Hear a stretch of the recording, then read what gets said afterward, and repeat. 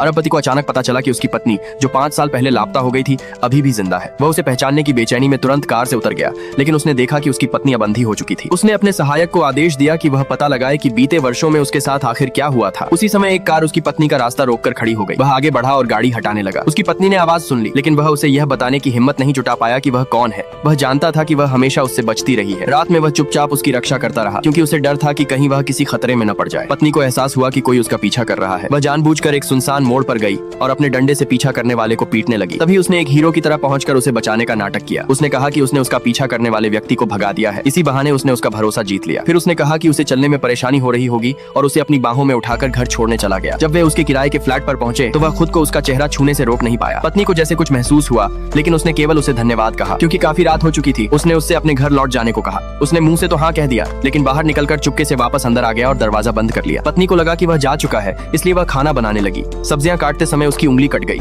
यह देखकर उसका दिल टूट गया। उसे लगा कि इन सालों में उसने बहुत कष्ट झेले हैं। इसके बाद वह नहाने चली गई। जब वह बाहर आई तो बिस्तर पर अपने कपड़े ढूंढने लगी, लेकिन उन्हें नहीं पा सकी। वह चुपचाप आगे बढ़ा और उसके हाथों में कपड़े थमा दिए। रात को जब वह गहरी नींद में सो रही थी, वह उसके बिस्तर के पास बैठ गया। उसने धीरे से उसके माथे को चूम लिया और उसकी कटी हुई उंगली पर सावधानी से पट्टी बांध दी। उसकी बस एक ही इच्छा थी, वह जल्द से जल्द फिर से उसकी जिंदगी में लौट आए। अगले दिन उसने बगल वाला घर खरीद लिया और उसका पड़ोसी बनकर उससे मिलने पहुंचा। उसने मुस्कुराते हुए उसका अभिवादन किया, लेकिन पत्नी ने तुरंत उसकी आवाज पहचान ली। उस पल वह पूरी तरह स्तब्ध रह गया। पत्नी ने उससे कहा, नाटक करना बंद करो, मैंने कल ही तुम्हारी आवाज पहचान ली थी।